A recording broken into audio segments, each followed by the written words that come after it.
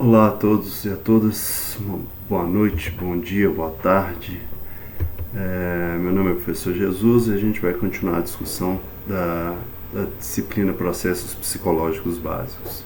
Quer dizer, da disciplina Psicologia Jurídica e da temática Processos Psicológicos Básicos. Na última aula nós demos um pontapé inicial nessa temática e aí nós começamos a falar inicialmente sobre consciência. Mostrei para vocês que consciência é essa leitura que a nossa mente tem sobre o mundo, a recepção de informações que nós temos. Depois falei que, inclusive, a nossa consciência ela é considerada como um processo dual, que tem uma divisão entre consciente e inconsciente, que é extremamente importante. Falei também sobre sensação e percepção, que são as formas que a gente recebe as informações do mundo e traduz para o nosso cérebro. Então a gente sente pelo tato, audição, visão, e a importância que isso tem pela singularidade. Então a gente recebe as informações partindo do pressuposto que elas estão funcionando normalmente, e aí a partir do momento que vem a entrada da sensação, ela se transforma em percepção, que é a leitura que nós temos sobre aquilo, que o nosso contexto cultural vai dizer sobre aquilo. Adiante, depois discutimos também a questão da atenção. E eu falei para vocês que a atenção ela é dividida em atenção difusa e atenção fásica, que existem três características fundamentais para a construção de uma atenção fásica com qualidade, que é a intensidade da informação, a repetição da informação e a novidade. Então essas três características ajudam a gente a ter uma informação que você vai prestar atenção nela. E a atenção fásica é essa atenção ampliada que a gente tem sobre as coisas. Na última aula eu comentei, por exemplo, sobre como é dirigir, né? Inicialmente a gente vai ter uma atenção difusa para vários objetos e em alguns momentos a gente tem uma atenção fásica. Essa concepção da atenção, eu pontuei também que ela pode ser ludibriada, né? A atenção, o mágico é aquele sujeito que faz bem isso, que faz a gente prestar atenção em uma coisa, mas é aonde a gente não está prestando atenção que a movimentação está acontecendo. Então a gente pode ter alterações da atenção que vão influenciar na nossa relação. Depois eu falei um pouquinho sobre memória, e aí eu falei que nós temos vários tipos de memória, iconográfica, ecoica, memória de movimento. Então nós temos memórias básicas, nós temos processos de formação de memória, então memória a curto prazo, memória a longo prazo e memória a médio prazo. Falei para vocês também que a gente tem formas de receber essa informação, então eu codifico, armazeno e depois recupero a informação, então é o processo da construção da memória e da importância que o esquecimento tem. O esquecimento ele é uma válvula de escape para o nosso cérebro.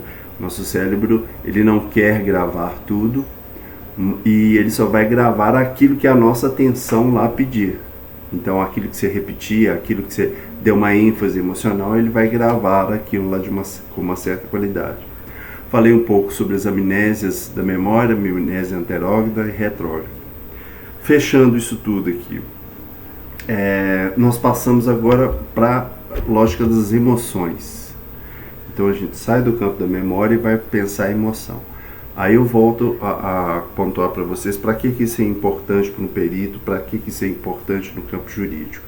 Porque nós temos que entender como que as emoções funcionam para lidar com elas no cotidiano e lidar com elas no âmbito operacional das relações jurídicas, né? Então, somos humanos, ninguém vai fugir do campo emocional. Nessa perspectiva da emoção, é interessante a gente dizer que o campo da emoção ele demorou muito para ser estudado, porque ele era muito desqualificado, ele sempre tinha a emoção como oposição à razão.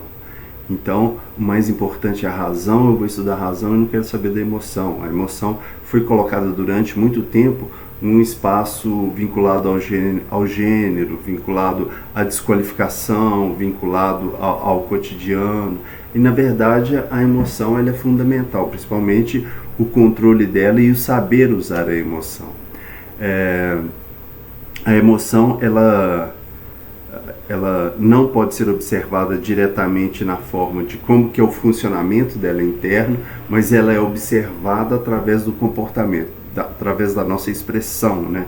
Então, como que eu me expresso, a gente vai conseguir entender melhor essa perspectiva da emoção.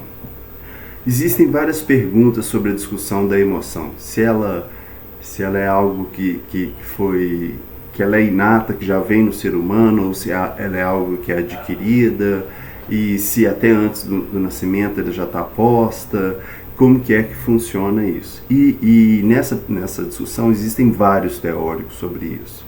Vários teóricos que querem afirmar que é antes, que é depois, que é através da aprendizagem que a gente descobre as emoções. Mas tem algumas linhas de expressão e de conhecimento teórico que são importantes. O primeiro, a emoção ela é baseada na relação fisiológica.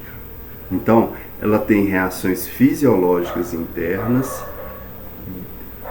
que se envolvem com questões internas. Então, por exemplo, um bebê chora inicialmente só pela fome, mas depois ele pode chorar também por algo externo. Então é sempre essa correlação. A gente pode chorar por um beliscão, a gente pode rir por uma questão de cócegas. Então tem uma relação interno e externo. A relação interna fisiológica é como funcionam as emoções, como elas se expõem, como que elas brotam, como que elas acontecem. Então ali o conceito é uma reação complexa a estímulos externos, mais frequentemente, então estímulos, e também a estímulos internos, que se traduzem em relações fisiológicas. Então, essa correlação interno e externo vão apresentar reações fisiológicas. O que está querendo dizer aqui? Que olha só, o sorriso, rir, é uma expressão universal, humana. Então todos nós vamos rir mais ou menos no mesmo formato, todos nós vamos expressar a dor e o sofrimento mais ou menos no mesmo formato, que é uma resposta do corpo diante de algumas coisas. Só que isso que estimula essa resposta pode ser mudado ao longo do tempo e pode ser mudado ao longo da cultura. Então por isso que vai ter relações comportamentais, cognitivas, afetivas. Então a emoção não é algo tão simples assim que a gente estuda e tem clareza sobre ela. Aqui eu estou colocando uma imagem para vocês que é do filme Divertidamente. E esse filme Divertidamente ele vai trabalhar com 5 emoções. Então vai ter a raiva, a alegria, o nojo, o medo e a tristeza. Habitualmente, no campo teórico, a gente vai ter uma outra emoção que aparece muito, que é a surpresa. A surpresa ela está entre. Normalmente a gente vai ver que ela está entre as emoções, ela vai circular ali, mas ela também é presente e tem características muito explícitas. Mas eu vou falar um pouquinho mais à frente sobre ela. Então vamos lá, característica das emoções. Primeiro, quando a gente pensa em emoção, a gente não pode confundir no senso comum emoção com sentimento. A primeira diferenciação que a gente vai ter é essa, assim, que a emoção ela tem um tempo de acontecimento, ela tem um início e tem um fim. Quando a gente fala em sentimento, a gente vai ter uma durabilidade maior e a gente vai ter uma mistura das emoções. Então eu posso misturar alegria com tristeza, eu posso misturar uma dupla carga de alegria, a gente vai ter essa conjunção, alegria com raiva, para dizer dos sentimentos. Mas a primeira característica que a gente tem é emoção, ela tem um tempo predeterminado. Então, estou assistindo um jogo de futebol, meu grande América faz um gol. Eu vou lá e fico alegre. Beleza, doido, fiquei super empolgado. Mas isso pode terminar. Isso pode cessar rapidamente, né? Posso até durar algum tempo, acabou o jogo, eu fico animado, fico alegre, mas tem uma relação ali de término. Agora, a felicidade já é muito diferente. A felicidade já é o que a gente chama de um estado de espírito, já é um equilíbrio maior dessa condição da emoção e tem uma duração mais elaborada. São os sentimentos com duração mais elaborada. Então, estou assistindo um filme junto com minha esposa, um filme triste pra caramba, aí eu choro, fico triste com a cena, acabou o filme, beleza, vou ficar triste mais um pouquinho, mas já levanto, vou tomar um café, acabou. Então, a gente vai ter uma determinação já temporal. E também a gente vai ter uma intensidade, né? Uma intensidade mais ou menos mensurável para essas emoções, uma intensidade também particular, né? Algumas pessoas vão ficar mais alegres, vão ficar menos alegres, a gente vai ter uma variação nessa relação. Inclusive a gente vai ter alterações corporais, né? Então isso dessa intensidade que eu também falei de algumas pessoas, você vai ter essas manifestações. Tem pessoas que têm mais facilidade para ficar alegre, né? Aquelas pessoas que riem com facilidade algumas coisas. Agora, uma outra característica fundamental é que as emoções elas vão ter uma causa e um objeto específico. Então, por exemplo, medo. Se eu fico com medo, eu fico com medo de alguma coisa. Não existe ficar triste, alegre à toa. A gente tem uma especificação aí já clara para aquilo ali. Eu não vou ficar surpreso por nada. Então, eu saio no meu bairro e vejo um cara vindo de moto com um garupeiro. Aí eu já fico, nossa, deu medo, né? Porque é habitual um assalto nessa perspectiva. Aí, beleza, o cara passou, acabou o medo. Mas tem uma causa e um objeto ali. Tem um objeto ali que já é representativo e uma causa. Isso é muito importante também na perspectiva das emoções. E essa versatilidade de aparecer e desaparecer, né? Então, eu tô lá assistindo o jogo do América, fez um gol, tomou 2 gols. Fiquei triste. Então, essa versatilidade é bem habitual. E também uma polaridade. Essa polaridade vai colocar as emoções entre positivas e negativas. O que é positivo e negativo, a gente vai entender mais ou menos como a nossa relação com o corpo. Então eu vou ter emoções que eu vou tensionar mais, eu vou ter emoções que eu vou relaxar mais. Então, por exemplo, você pega o medo e a raiva, são emoções tensas. Seu corpo fica preparado para alguma coisa, são emoções negativas. Você pega a alegria e a tristeza, são emoções já mais leves, que você vai ficar ali, nossa, beleza, tô alegre, você vai ficar num outro patamar. Então, a gente pode ter uma leitura mais básica para essa polaridade da relação do corpo. E a reação tá vinculada lá com o objeto também, são sempre relacionadas a algo. E as emoções, com o tempo, cada vez mais elas vão se tornar um posicionamento de interpretação do mundo, né?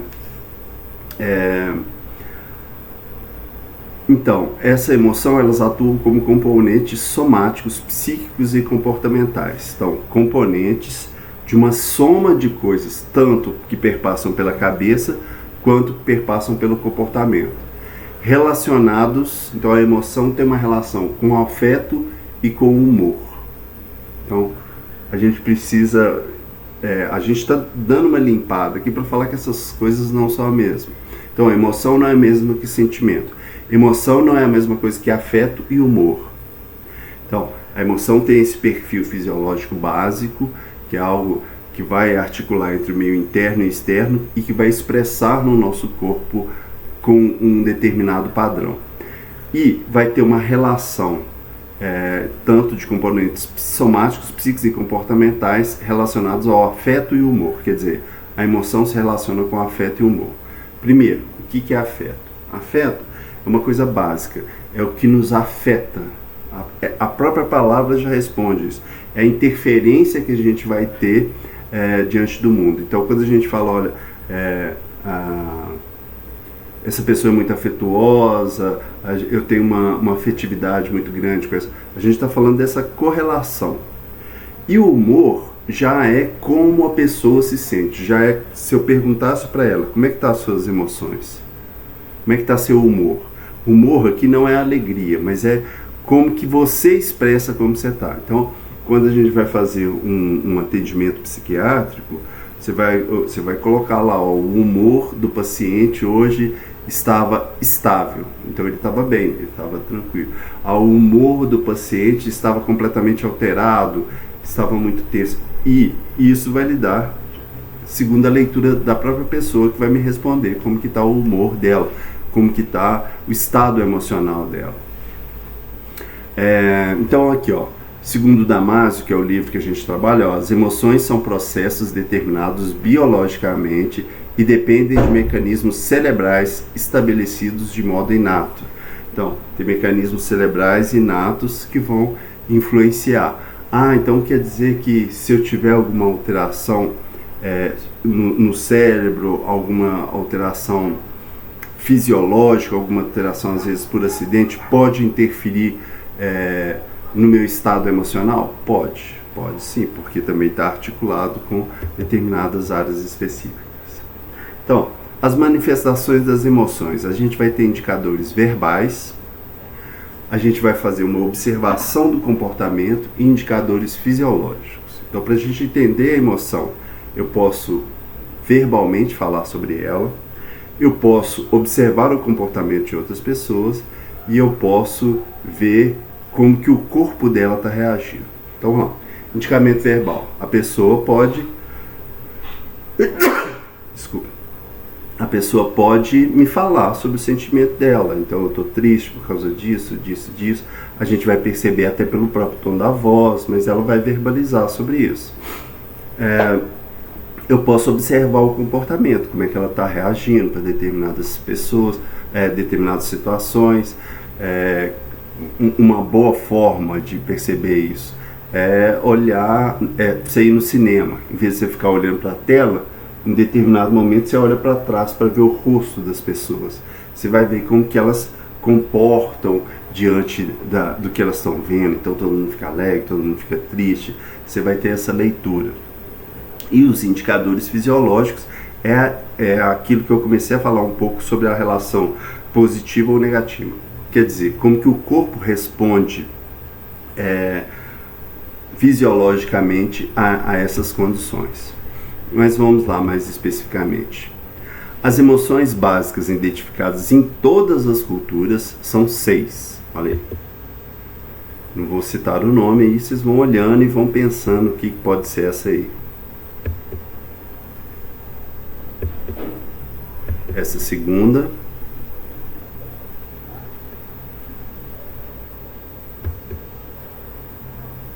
Então, olha, vou voltar aqui só para vocês perceberem. Observe a diferença dos olhos.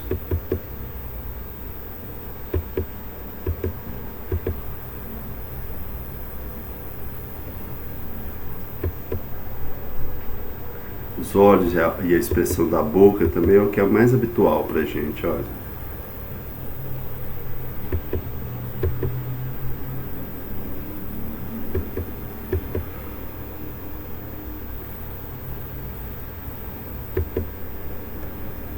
A gente tem aqui as alegria, surpresa, raiva, tristeza, medo e repugnância. As emoções, elas se articulam de uma forma constante, assim. Se cair lá numa prova falando que os processos psicológicos básicos ou as funções mentais superiores, elas não se articulam ou não interferem, é uma grande balela ou mentira, porque a atenção interfere na memória, que interfere na emoção, que a emoção interfere em qualquer uma dessas, assim, constantemente. Então, lá, a emoção modifica a sensação e a percepção. Sim, se você tiver num estado emocional muito desequilibrado, você pode não sentir o gosto de uma determinada comida, você pode perceber um fato de uma forma diferente. Se você estiver muito triste, você não vai perceber, você não vai dar atenção a determinada sensação de uma forma muito habitual. A emoção também ela pode provocar o fenômeno de predisposição perceptiva, que isso eu falei na última aula. Por exemplo, se você gosta muito de Fusca, você vai ver Fusca aí constantemente andando na cidade. Você vai prestar mais atenção, né? Então, você tem uma predisposição emocional, você vai ver mais aquilo. Se você... Eu estava dando exemplo aqui. Há muitos anos atrás, um dos meus primeiros trabalhos na prefeitura foi com população em situação de rua. E a coisa mais impressionante assim, para mim foi que quando eu comecei a trabalhar, no outro dia eu comecei a perceber o tanto de morador de rua que tinha na cidade. Porque eu me disponibilizei mais aquilo ali. Então a gente vai ter essa relação. O efeito da emoção sobre a memória pode inibir ou estimular? Óbvio, né? Então se eu estou muito tenso, eu não consigo fazer prova, eu esqueço as palavras na hora que eu vou dar uma palestra. Então a emoção ela pode ter uma derrocada da memória e também pode estimular, né? Então, de acordo com que, se você relacionar a emoção a alguma coisa que você está estudando, pode ser que você resgate aquela informação mais fácil, né? Quando a gente tem um professor que faz mais piada, a gente associa aquilo mais facilmente. Então, isso é uma relação muito, muito habitual. As testemunhas proporcionam exemplos pungentes do efeito da emoção sobre o pensamento e a linguagem. Palavras desaparecem e o pensamento torna-se confuso e mal articulado. As testemunhas com certeza são esse público que sofre uma interferência emocional gigantesca. Assim. Então, por quê? Primeiro pela tensão, né? Quando a gente vai fazer discussão sobre reconhecimento de algum algoz ou de alguma pessoa que pode ter cometido algum crime. Primeiro, só da condição de estar ali para reconhecer alguém, a testemunha ela já está muito emocionada com aquilo, ela já está lá tensa com aquilo. Então, ela vai querer reconhecer aquilo da forma mais rápida e mais simplória possível. Por quê? Porque ela quer fugir daquela situação. Então imagina, eu sofri um abuso sexual e aí depois eu tenho que ficar lá diante de 5 pessoas que eu acho que podem ser a pessoa que me abusou. Eu não vou ficar lá olhando detalhe uma por uma, falando, será? Ela tinha isso, tinha aquilo. Não, você vai, essa. Pronto. Então, o primeiro passo que a gente tem dessas complicações de reconhecimento é esse. O segundo, a gente sofre uma influência de quem tá repassando as informações. Então, as pessoas às vezes não são qualificadas suficientemente para fazer um inquérito imparcial. Então, meia palavra que eu digo, tipo, olha essas fotos aqui, olha bem essa aqui, olha essas fotos aqui, esse aqui já é conhecido nosso. Qualquer palavra que eu uso a mais, eu vou fazer com que a pessoa se oriente para aquilo de uma forma muito sutil. E outra questão que é relacionada à emoção é que, imagine uma cena que você está sofrendo um atentado à faca, né? Então o cara está lá com uma faca querendo pegar os seus pertences lá, e aquela faca prateada lá no seu pescoço, ou senão lá apontando para o seu rosto.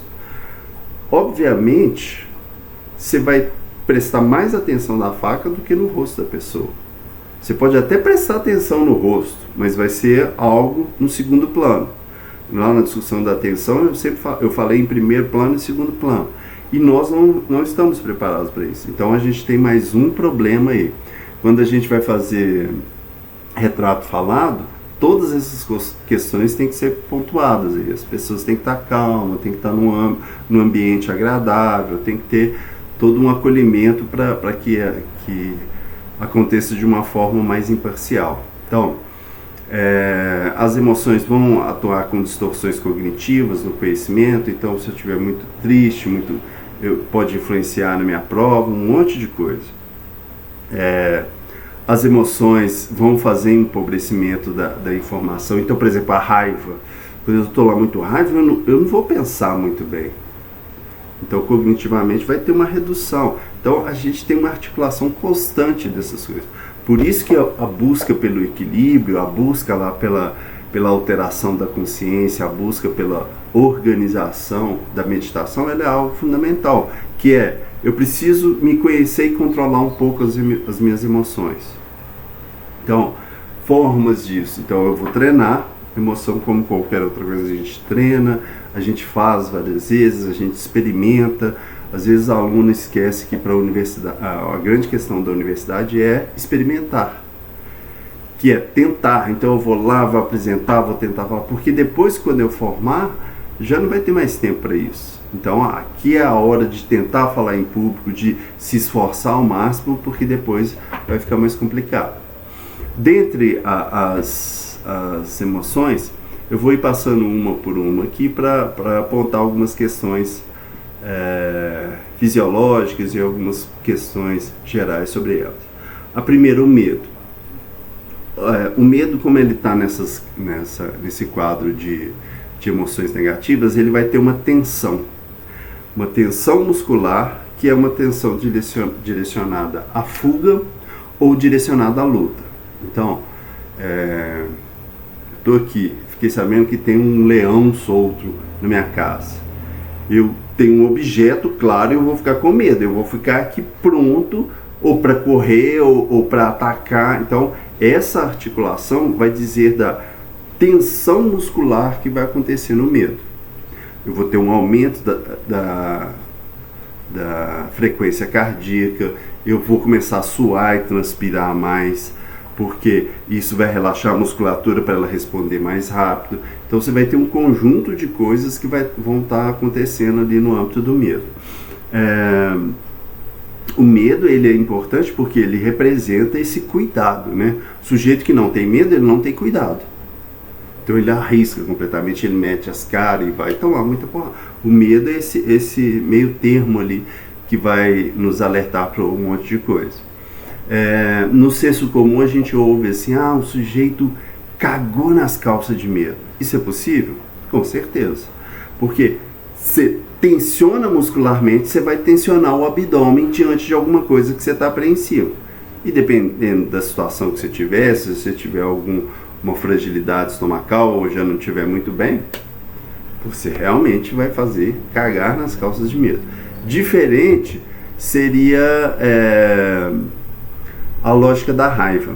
A raiva, ela tem uma similaridade muito grande com o medo pela tensão muscular, mas ela tem uma tensão mais direcionada. Ela não está ali entre luta e fuga, ela está entre luta. Então, você vai ter uma tensão muscular que não vai direcionar aqui no tronco nem no abdômen, ela vai direcionar para as extremidades. Então, você vai ter muita força nas pernas e no braço, e inclusive o seu sangue vai elaborar tanto que você vai falar mais, vai falar um monte de besteira. Então, a raiva vai produzir uma verborragia sem um limite sobre ela. Então, você vai falar mais. Só que você não vai cagar na calça de raiva, porque está lá na extremidade a outra relação da raiva. A alegria. A alegria, como eu já disse, ela já está no outro âmbito, ela já está no relaxamento. A alegria, a intensidade dela vai fazer com que favoreça para um monte de coisa, assim, para ampliar a percepção, estimular a memória, flexibilizar os esquemas de pensamento, abre espaço para relações cooperativas. Por quê? Porque a alegria, primeiro, ela movimenta o corpo, ela deixa o corpo relaxado, e ela provoca maior inserção de oxigênio. Então, quando você ri, você traz mais oxigênio, você flexibiliza mais o seu cérebro, você tem mais possibilidade de pensar. Ao invés de tensionar e direcionar o sangue e o oxigênio para o pulmão e para as extremidades, ninguém ri. Você ri, você enche e solta. Então tem uma relação direta aí da alegria e o que é dito nos seus comuns. De fato, se você está mais alegre, você vai pensar melhor, você vai responder melhor para um tanto de coisa. Então a alegria, ela é fundamental para lidar mesmo com o cotidiano. Mas entendo, alegria não é felicidade. Felicidade é mais prolongado, é estável, não tem objeto claro. A alegria tem um objeto. Eu estou alegre por causa disso. Então ela tem uma perspectiva ali mais direta. A tristeza. A tristeza, ao contrário do que muitas pessoas acham, ela também é fundamental. A tristeza está no mesmo âmbito do esquecimento. Ninguém quer esquecer, ninguém quer ficar triste. Só que a tristeza e o esquecimento são extremamente importantes. Todas as emoções são importantes. O que eu não posso é ter a ausência da emoção ou o excesso da emoção. A tristeza, qual que é a importância da tristeza? A reflexão. Se eu estou muito alegre, eu estou muito ativo, eu vou executar sem parar para pensar um pouco no que eu estou executando. Eu vou até pensar. Não é na raiva que vai diminuir, eu vou estar pensando sim. Mas eu não vou ter uma leitura mais tranquila sobre aquilo ali. Então a tristeza, ela está no âmbito do recolhimento. Você está triste? Você para pensar naquilo. Você diminui a sua respiração, você foca mais a sua relação entre você e aquele fenômeno que aconteceu. A tristeza. Você vai pegar essa condição que você está, inclusive você vai dizer do choro. Chorar é fechar os olhos, né? É se lacrimejar e fechar os olhos, é se conter e se reorganizar sozinho. Então a tristeza é fundamental. A tristeza vai ajudar no âmbito do pensamento. Então a gente não pode avaliar que a tristeza ela é negativa. Mas a tristeza também ela está no campo ao contrário do que muita gente pensa, das emoções positivas.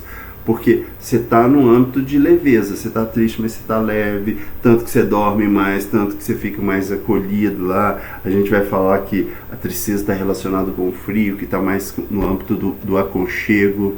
Então, ela vai estar interferindo, mas de uma outra forma, na nossa relação comum. O nojo ou a repugnância, ela é um mecanismo de defesa ali, ela é uma emoção que vai falar, olha, tem um certo cuidado com isso. Então, ela se constitui originalmente pelas sensações. Então, um barulho muito alto vai te incomodar, um cheiro muito diferente vai te incomodar, e aí a gente vai criando repulsas diante do contexto em relação a isso. Essas repulsas, elas podem se transformar também em repulsas culturais, né? Então eu posso ter repulsa a um menino assim assado, eu posso ter repulsa a gente que usa aquilo, que outro, a gente vai ter uma interferência da cultura. E aqui, para finalizar, é só para a gente entender que essas emoções, elas podem se associar.